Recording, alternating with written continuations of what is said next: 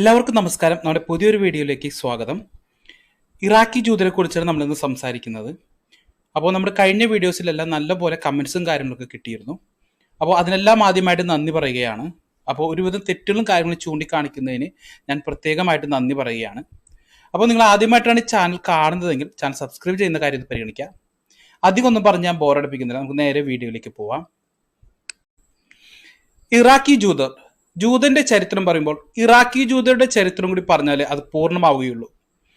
ലോകത്തിലെ തന്നെ ഏറ്റവും പഴക്കം ചെന്ന സിവിലൈസേഷനുകളിൽ പ്രധാനപ്പെട്ടതും ഇറാഖിൽ തന്നെയാണ്. അപ്പോൾ ഇറാഖാണ് ജൂതന്റെ ജന്മഭൂമി, അഥവാ വാഗ്ദത്ത ഭൂമി എന്നൊരു കൺസെപ്റ്റ് ഇല്ലായിരുന്നുവെങ്കിൽ, ജൂതൻ അലഞ്ഞു തിരിഞ്ഞില്ലായിരുന്നുവെങ്കിൽ പുരാതന കാലത്തും ഇന്നും ലോക ജൂതരുടെ പ്രധാന കേന്ദ്രമായി ഇറാഖ് മാറിയനെ. ബാബിലോണിയ, എബ്രഹാമിന്റെ ജന്മദേശം. മെസോപ്പൊട്ടോമിയയിലെ യൂഫ്രട്ടീസ് നദിക്കരയിലെ ബാബിലോണിലാണ് എബ്രഹാമിന്റെ ജനനം. ഇന്നത്തെ ഇറാഖിന്റെയും സിറിയയുടെയും ഇറാനിന്റെയും കുറച്ച് ഭാഗങ്ങൾ ചേർന്നതാണ് പണ്ടത്തെ മെസോപ്പൊട്ടോമിയ. ഇവിടെയുള്ള ബാബിലോണിൽ ആണ് ദൈവിക വെളിപാട് കിട്ടി എബ്രഹാം വാഗ്ദത്ത ഭൂമിയിലേക്ക് യാത്ര തിരിക്കുന്നത്.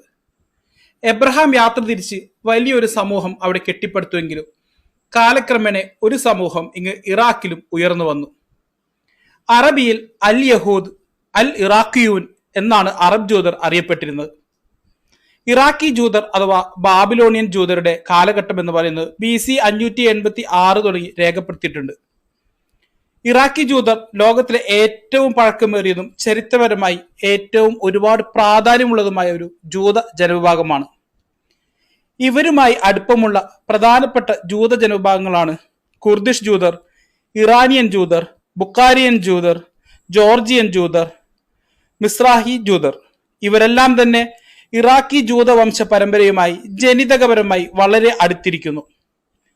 നാട് കടത്തപ്പെട്ട ജൂത ജനത പേർഷ്യൻ രാജാവായിരുന്ന സൈറസിന്റെ കൽപ്പന പ്രകാരമാണ് ജെറുസലേമിൽ തിരിച്ചെത്തുന്നതും ജെറുസലേമിലെ ക്ഷേത്രം പുനർനിർമ്മിക്കുന്നതും. ബാബിലോണിലെ ജൂതജനം പാണ്ഡിത്യത്തിന്റെ കേന്ദ്രമായി ഉയർന്നു വന്നിരുന്നു. 3-ാം നൂറ്റാണ്ട് മുതൽ 7-ാം നൂറ്റാണ്ട് വരെയുള്ള ജൂത ജനസംഖ്യ ബാബിലോണിൽ 10 ലക്ഷമായി കണക്കാക്കപ്പെടുന്നു. ആ കാലഘട്ടത്തിൽ ഇതായിരുന്നു ഏറ്റവും വലിയ ജൂത ജനസമൂഹം. മധ്യകാലഘട്ടത്തിൽ ഉയർന്നു വന്ന മംഗോളിയൻ ആക്രമണവും ഇസ്ലാം മത പ്രചരണവും മൂലം ജൂത ജനസംഖ്യയിൽ കാര്യമായ ഇടിവുണ്ടായി. പിന്നീട് ഓട്ടോമൻ സാമ്രാജ്യത്തിന് കീഴിൽ ഇറാഖിലെ ജൂതർ സാമൂഹികപരമായും സാമ്പത്തികപരമായും നല്ല നിലയിലെത്തുന്നുണ്ട്. 19-ാം നൂറ്റാണ്ടിന്റെ പകുതിയിൽ ഇറാഖിലെ ജൂത ജനസമൂഹം സ്കൂളുകൾ സ്ഥാപിച്ചും മറ്റും സാമൂഹികപരമായ നല്ല നിലയിലെത്തുന്നുണ്ട്. ബാബിലോണിൽ നിന്നുമുള്ള സെറുബ്ബാബേൽ, എസ്ര, നെഹമിയ തുടങ്ങിയ നേതാക്കളായിരുന്നു ജൂതരെ നയിച്ചിരുന്നത്. ഇതാണ് ബാബിലോണിയൻ ജൂതരുടെ ജീവിതത്തിലെ സുപ്രധാന വർഷങ്ങൾ. ബാഗ്ദാദി ജൂതർ. ഇറാഖി ജൂതർ പൊതുവെ 20-ാം നൂറ്റാണ്ടിൽ കൂടുതലായി പലായനം ചെയ്തു തുടങ്ങിയിരുന്നു. ഇവർ പൊതുവെ അറിയപ്പെട്ടിരുന്നത് ബാഗ്ദാദി ജൂതർ എന്നായിരുന്നു. ഇവർ നേരെ പോയിരുന്നത് കിഴക്കൻ ഏഷ്യൻ രാജ്യങ്ങളിലേക്കാണ് ഏറ്റവും കൂടുതൽ പോയിരുന്നത്. പല പ്രമുഖ ജൂത കുടുംബങ്ങളും ഇന്ത്യയിലേക്ക് പലായനം ചെയ്യുകയും ബ്രിട്ടീഷ് കോളനികളുമായി വ്യാപാരം വികസിപ്പിച്ചെടുക്കുകയും അവർ വ്യാപാര തലത്തിൽ ഉയർച്ച കൈവരിക്കുകയും ചെയ്തു. ഇറാഖി ജൂതർ എന്ന ബാഗ്ദാദി ജൂതർ ഏഷ്യയിൽ എമ്പാടും വളരെ ശക്തമായ വ്യാപാര സമൂഹമായി ഉയർന്നു വന്നു. ഇറാഖിലെ ജൂതർ ഏത് കാലത്തും ഇറാഖിലെ സാമൂഹിക ശ്രേണിയിൽ വളരെ ഉന്നത സ്ഥാനം അലങ്കരിച്ചിരുന്നു. ഇറാഖിലെ ഭരണവർഗത്തിന്റെ ധനകാര്യം, പൊതു അക്കൗണ്ടിംഗ്, പൊതുമരാമത്ത്, ആശയവിനിമയം, പോസ്റ്റ് ആൻഡ് ടെലിഗ്രാഫ് കൂടാതെ ബസ്ര തുറമുഖത്തും റെയിൽവേ ആൻഡ് കസ്റ്റംസ് എന്നീ മന്ത്രാലയങ്ങളിലും ആഭ്യന്തരം, പോലീസ്, വിദ്യാഭ്യാസം എന്നീ വകുപ്പുകളിലും ജൂതന്മാർ നിരവധി സ്ഥാനങ്ങൾ വഹിച്ചിരുന്നു. ഇത് ബാഗ്ദാദിൽ 40% വരെയും ബസ്രയിൽ 25% വരെയായിരുന്നു ഗവൺമെന്റ് ജോലിയിൽ ഉണ്ടായിരുന്ന യഹൂദ പങ്കാളിത്തം. ഇതിനെല്ലാം തന്നെ ഒരു അവസാനം വരുന്നത് 1948 ഇസ്രയേൽ രൂപീകരണത്തോടു കൂടിയാണ്. ഇറാഖിൽ ജൂതർക്കെതിരെ പീഡനങ്ങൾ കൂടി വന്നിരുന്നത് 1950 മുതൽ 1952 വരെ ഓപ്പറേഷൻ എസ്ര, ഓപ്പറേഷൻ നെഹമിയ എന്നിവയിലൂടെ 1,20,000 തുടങ്ങി 1,50,000 വരുന്ന ജൂതന്മാർ. ജനസംഖ്യാ അടിസ്ഥാനത്തിൽ പറഞ്ഞാൽ അന്നത്തെ ജൂത ജനസംഖ്യയുടെ 75% പേർ ഇറാഖിൽ നിന്നും ഇസ്രയേലിലേക്ക് കുടിയേറുകയാണ് ഉണ്ടായത്. ബാത്ത് പാർട്ടിയുടെ ജൂതന്മാരോടുള്ള സമീപനം ഒരു ഇരട്ട സമീപനമായിരുന്നു. ഒരു വശത്ത് ഇസ്രായേലിന് വേണ്ടി ചാരപ്രവൃത്തി നടത്തിയതിന് ജൂതന്മാരെ കസ്റ്റഡിയിലെടുക്കുമ്പോൾ കൂടെ നിരപരാധികളെയും കൂടി കസ്റ്റഡിയിലെടുക്കുമായിരുന്നു. എന്നിരുന്നാലും ഒരു വിഭാഗം സർക്കാർ സംവിധാനങ്ങളിലെ അംഗങ്ങൾ അവർക്ക് ഇറാഖി എന്നൊരു പരിഗണന നൽകിയിരുന്നു. സദ്ദാം ഹുസൈന്റെ ഭരണകാലത്ത് ജൂതർക്കുണ്ടായിരുന്ന യാത്രാ നിയന്ത്രണങ്ങൾ എടുത്തു കളയുകയും അവരെ വീണ്ടും സർക്കാർ സർവീസിൽ നിയമിക്കുന്നത് തുടരുകയും ചെയ്തു. യാത്രാ വിലക്ക് നീക്കിയപ്പോൾ വിവിധ രാജ്യങ്ങളിലേക്ക് ജൂതർ കുടിയേറിയെങ്കിലും ഇറാഖി പൗരത്വം അവർ നിലനിർത്തിയിരുന്നു. ഇറാഖി എന്നൊരു ഐഡന്റിറ്റി അവർ അഭിമാനപൂർവ്വം തന്നെ എന്നും കൊണ്ടു നടക്കുന്നു. 2014 ഇറാഖിൽ മൊത്തം 500 ജൂതന്മാരായിരുന്നു ഉണ്ടായിരുന്നത്. ഇത് ബാഗ്ദാദ് കേന്ദ്രീകരിച്ചുള്ള ഇവരുടെ കണക്ക് മാത്രമാണ്. കുർദിസ്ഥാൻ മേഖലയിലുള്ള ജൂതരുടെ എണ്ണം ഇതിലും കൂടുതൽ ആവും. 2014 ഇസ്രയേലിലെ കണക്ക് പ്രകാരം ഇസ്രയേലിൽ മൊത്തം 2,27,000 പരം ജൂതന്മാർ, ഇറാഖി ജൂതന്മാർ നിലവിലുണ്ട്. ലോകമെമ്പാടും 6 ലക്ഷം ഇറാഖി ജൂതന്മാർ ഉണ്ടെന്നാണ് കണക്കുകൾ വ്യക്തമാക്കുന്നത്. ഹെല്ലനിസ്റ്റിക് കാലഘട്ടം. ഇറാഖിലെ ജൂത ചരിത്രത്തിന്റെ ആദ്യ കാലഘട്ടത്തെക്കുറിച്ചുള്ള വിവരങ്ങൾ വളരെ പരിമിതമാണ്. എന്നാൽ മഹാനായ അലക്സാണ്ടറിന്റെ പടയോട്ടത്തോടുകൂടി കിഴക്കൻ ജൂതന്മാരെ കുറിച്ചുള്ള ചില വ്യക്തമായ വിവരങ്ങൾ പാശ്ചാത്യ ലോകത്തേക്ക് എത്തിത്തുടങ്ങി. മതപരമായ കാരണങ്ങളാൽ ബാബിലോണിലെ നശിപ്പിക്കപ്പെട്ട ബലസ് ക്ഷേത്രത്തിന്റെ പുനർനിർമ്മാണത്തിൽ പങ്കെടുക്കാൻ വിസമ്മതിച്ച നിരവധി ജൂതന്മാർ അലക്സാണ്ടറുടെ സൈന്യത്തിലുണ്ടായിരുന്നു. വിശാലമായ ബാബിലോണിയ ഉൾപ്പെട്ടിരുന്ന സെല്യൂക്കസ് നിക്കേറ്റർ BC 312 സ്ഥാനാരോഹണം ചെയ്തത് സെല്യൂസിഡ് യുഗം അല്ലെങ്കിൽ ജൂത സ്രോതസ്സുകൾ എന്നറിയപ്പെടുന്നത് മിനിയൻ ഷെറ്ററോട്ട് എന്നാണ്. പുതിയ യുഗത്തിന്റെ തുടക്കമായി ജൂതന്മാരും സിറിയക്കാരും നൂറ്റാണ്ടുകളായി ഇതിനെ അംഗീകരിച്ചിരുന്നു. ഇത് പാർത്തിയാക്കരും ഔദ്യോഗികമായി അംഗീകരിച്ചു പോന്നു. ടൈഗ്രീസിൽ നിക്കേറ്റർ സ്ഥാപിച്ച സെല്യൂഷ്യ എന്ന നഗരത്തെക്കുറിച്ച് റബ്ബികൾ പരാമർശിക്കുന്നുണ്ട്. ആന്റിയോക്കിസ് നാലാമന്റെ പീഡനങ്ങൾ യഹൂദയിൽ മാത്രമായി പരിമിതപ്പെടുത്തിയിരുന്നതായി. പാർത്തിയൻ കാലഘട്ടം. ഏകദേശം BC 160 മിത്രിഡേറ്റുകൾ ബാബിലോണിയ പ്രവിശ്യ കീഴടക്കി. അങ്ങനെ ജൂതന്മാർ 4 നൂറ്റാണ്ടോളം പാർത്യൻ ആധിപത്യത്തിന് കീഴിലായി. ജൂത സ്രോതസ്സുകളിൽ നിന്നും പാർത്യൻ സ്വാധീനത്തെക്കുറിച്ചൊന്നും പരാമർശം നിലവിലില്ല. പാർത്യൻ എന്ന പേര് തന്നെ പേർഷ്യൻ എന്നതുകൊണ്ട് അർത്ഥമാക്കുന്നു. ഇസ്ലാമിക അറബ് കാലഘട്ടം. 630കളിൽ അറബികൾ സസാനിഡുകളിൽ നിന്ന് ഇറാഖ് കീഴടക്കി. ഇറാഖിലെ കൂഫയെ തന്റെ തലസ്ഥാനമാക്കി അലി മാറ്റി. അറേബ്യൻ ഉപദ്വീപിൽ നിന്ന് പുറത്താക്കപ്പെട്ട ജൂതന്മാർ അവിടെയായിരുന്നു. ഏകദേശം ഒരു 641 കാലഘട്ടത്തിൽ 90,000 ജൂതന്മാർ അവിടെ താമസിച്ചിരുന്നതായി പറയപ്പെടുന്നു. ഷിറൂസ് ഷാബൂർ അലി പിടിച്ചെടുത്തതായി ജൂത ചരിത്രകാരന്മാർ പരാമർശിക്കുന്നുണ്ട്. സൂറ അക്കാദമിയുടെ തലവനായ മാർ ഐസക് ഖലീഫയ്ക്ക് അദ്ദേഹത്തിൽ നിന്നും പ്രത്യേകം അവകാശങ്ങളെല്ലാം നേടിയെടുക്കുകയും ചെയ്തു. വിജയങ്ങൾക്ക് ശേഷം ദിമ്മികളോട്, അതായത് ജൂതന്മാർ, ക്രിസ്ത്യാനികൾ, സ്വരാഷ്ട്രീയൻ മതക്കാർ ഇസ്ലാമിന്റെ ആദ്യ നിയമപരമായ ടാക്സ് ജസ്യ തിരിച്ചു സ്ഥാപിക്കുകയും റിയൽ എസ്റ്റേറ്റിന്മേലുള്ള നികുതിയും ഖരജ് ഭൂനികുതി ബാബിലോണിയൻ ജൂതന്മാരെ ഗ്രാമപ്രദേശങ്ങളിൽ നിന്നും ബാഗ്ദാദ് പോലുള്ള നഗരങ്ങളിലേക്ക് ചേക്കേറുവാനായിട്ട് പ്രേരിപ്പിച്ചു. ഇത് കൂടുതൽ സമ്പത്തിനും അന്താരാഷ്ട്ര സ്വാധീനത്തിനും കാരണമായി.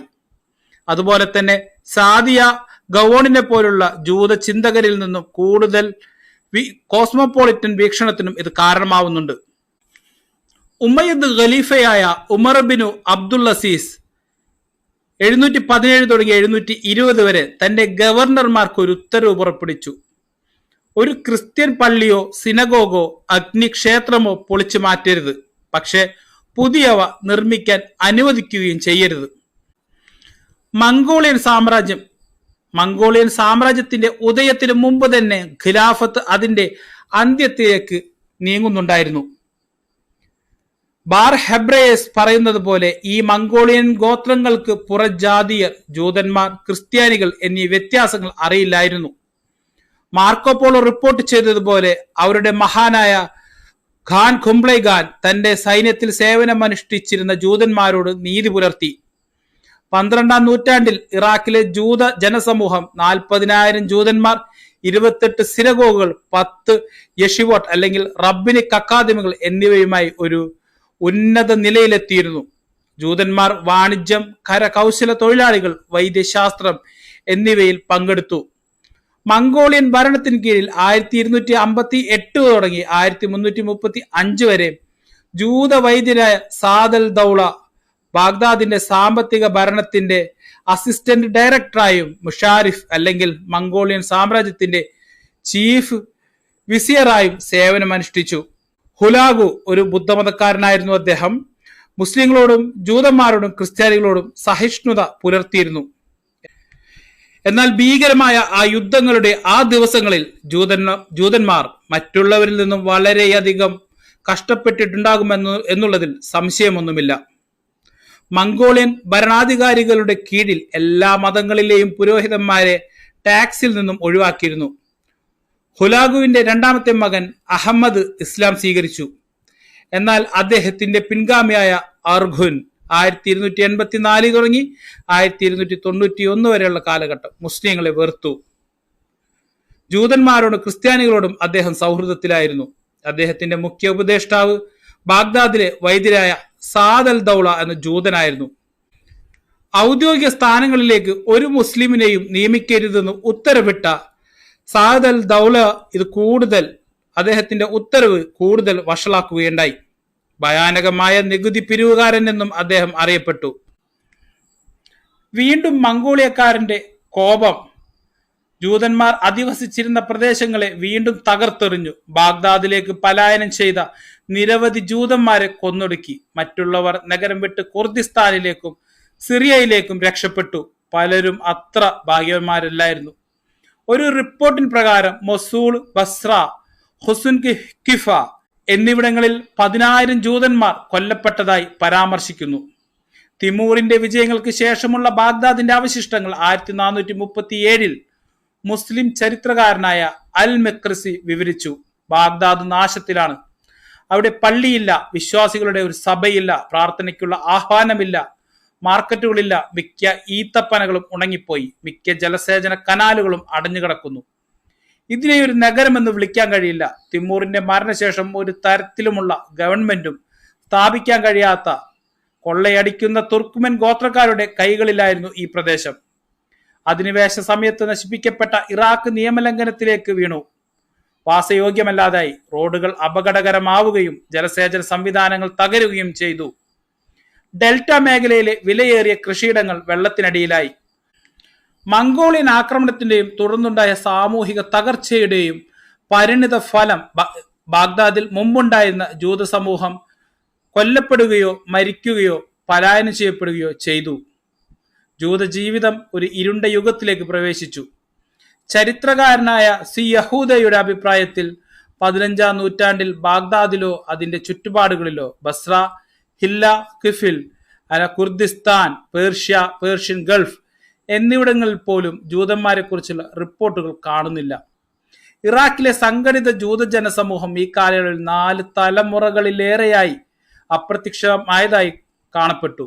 ഇറാഖി ജൂതന്മാരുടെ ഇന്നത്തെ പാരമ്പര്യം ടാൽമുഡിക് അല്ലെങ്കിൽ ജിയോണിക് കാലഘട്ടത്തിലെ ബാബിലോണിയൻ പാരമ്പര്യങ്ങളും തമ്മിലുള്ള തുടർച്ചയുടെ പിന്നിലാണിത്. വടക്കേ ആഫ്രിക്കയുടെയും ലെവന്റിന്റെയും ചില ഭാഗങ്ങളിൽ എന്ന പോലെ മിക്ക ജൂത ഇറാഖികളും സ്പെയിനിൽ നിന്നുള്ള കുടിയേറ്റക്കാരല്ല, മറിച്ച് തദ്ദേശീയ മിഡിൽ ഈസ്റ്റേൺ വംശജരാണെന്ന് ഇപ്പോഴും DNA അനാലിസിസ് റിപ്പോർട്ട് വഴി തെളിയിക്കപ്പെട്ടിട്ടുള്ളതാണ്. ഓട്ടോമൻ ഭരണം 1534 തുടങ്ങി 1917 വരെ. ഓട്ടോമൻ ഭരണകാലത്ത് ഇറാഖിൽ ജൂത ജനജീവിതം അഭിവൃദ്ധി പ്രാപിച്ചിരുന്നു. ജൂത വിദ്യാഭ്യാസത്തിൽ സ്വന്തം കാര്യങ്ങൾ കൈകാര്യം ചെയ്യുവാൻ ജൂതന്മാർക്ക് മതസ്വാതന്ത്ര്യം അനുവദിച്ചു കിട്ടി. എന്നിരുന്നാലും ജൂതന്മാരോടും ജൂത ആചാരങ്ങളോടും ഉള്ള സഹിഷ്ണുത പ്രാദേശിക ഭരണാധികാരികളെ ആശ്രയിച്ചായിരുന്നു നിലനിന്നിരുന്നത്. ബാഗ്ദാദി ജൂതന്മാരെ വിലമതിച്ചതിനാൽ ഓട്ടോമൻ ഭരണാധികാരി സുൽത്താൻ മുറാദ് നാലാമൻ തന്റെ സർക്കാരിൽ 10,000 ജൂത ഉദ്യോഗസ്ഥരെ നിയമിച്ചു. ഇതിന് വിപരീതമായി മുറാദിന്റെ ഗവർണർ ദാവൂദ് പാഷ ക്രൂരനായിരുന്നു. നിരവധി ഇറാഖി ജൂതന്മാരുടെ കുടിയേറ്റത്തിന് ഉത്തരവാദിയായിരുന്ന ഈ ദാവൂദ് പാഷ 1851 അദ്ദേഹത്തിന്റെ മരണശേഷവും വാണിജ്യത്തിലും രാഷ്ട്രീയത്തിലും ജൂതരുടെ ഇടപെടൽ വർദ്ധിച്ചു. നിരവധി ഇറാഖി ജൂതന്മാരുടെ കുടിയേറ്റത്തിന് ഉത്തരവാദിയായിരുന്നു. 1851 ദാവൂദിന്റെ മരണശേഷം വാണിജ്യത്തിലും രാഷ്ട്രീയത്തിലും ജൂതരുടെ ഇടപെടൽ വർദ്ധിച്ചു. മതപരമായ സ്വാധീനം രൂപാന്തരപ്പെട്ടു. 1849 ഇറാഖി ജൂത ജനസമൂഹം ഹക്കാം ബാഷി അഥവാ ചീഫ് റബ്ബിനേറ്റ് അവതരിപ്പിച്ചു. ഹക്കാം അസ്ര ദംഖൂർ സമൂഹത്തെ നയിച്ചു.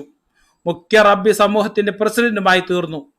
ഒരു സാധാരണ കൗൺസിൽ, ഒരു മതകോടതി, ഒരു സ്കൂൾ കമ്മിറ്റി എന്നിവ ഈയൊരു നിയമപാലനത്തിന് അദ്ദേഹത്തെ സഹായിക്കുകയും ചെയ്തു. ആദ്യകാല ഓട്ടോമൻ സാമ്രാജ്യം.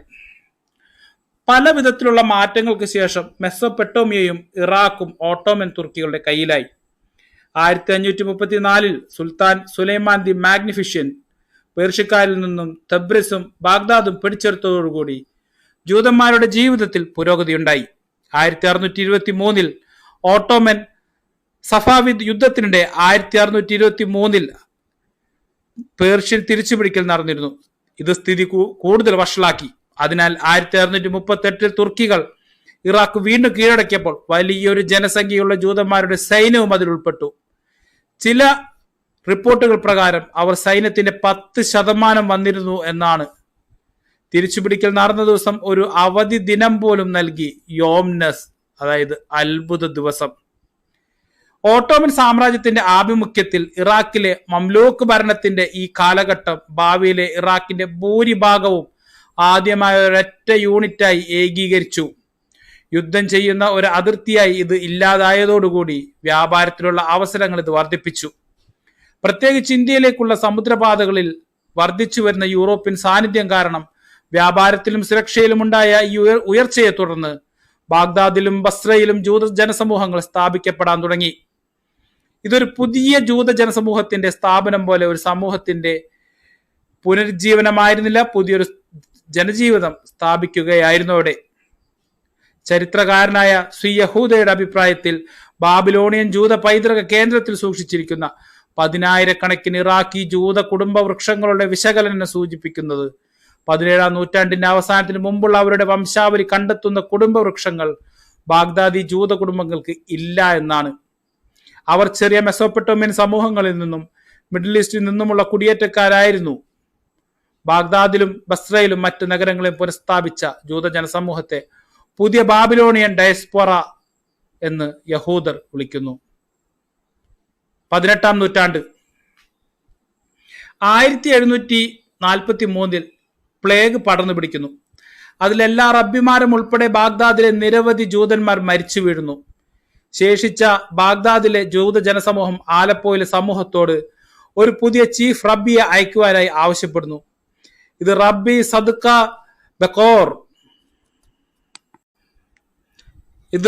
സദ്ക ബക്കോർ ഹുസൈനെ നിയമിക്കുന്നതിലേക്ക് നയിക്കുന്നു.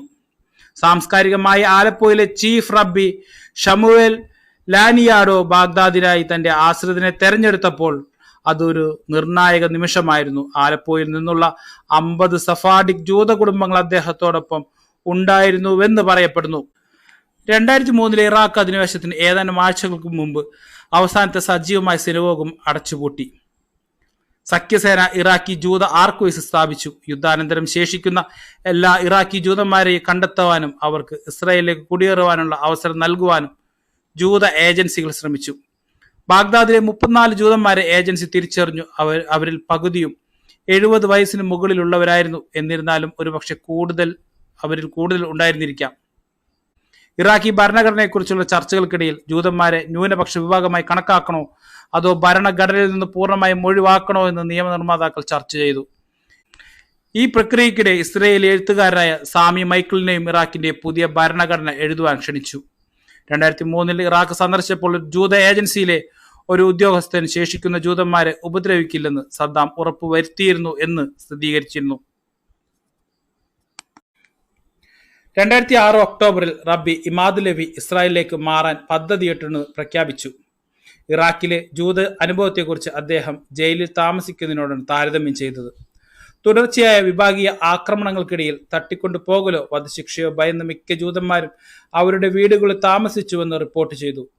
നിരവധി വധഭീഷണികൾ ഉണ്ടായിരുന്നിട്ടും ലവി 4 വർഷം കൂടി ഇറാഖിൽ തുടർന്നു. 2010 അദ്ദേഹം ഇസ്രായേലിലേക്ക് താമസം മാറി. പിന്നീട് വിവാഹം കഴിച്ച് ഒരു കുടുംബം ആരംഭിച്ചു. 5 ജൂതന്മാർ ഇപ്പോഴും ഇറാഖിലുണ്ടെന്നും ഒരു സ്ത്രീ കമ്മ്യൂണിറ്റി ഡയറക്ടറായി സേവനം അനുഷ്ഠിക്കുന്നുണ്ടെന്നും അദ്ദേഹം പറഞ്ഞു. കൽദായൻ ന്യൂസ് അനുസരിച്ച് 2006-നും 2007-നും ഇടയിൽ ഏകദേശം 100 ജൂതന്മാർ ഇറാഖിൽ താമസിച്ചിരുന്നു.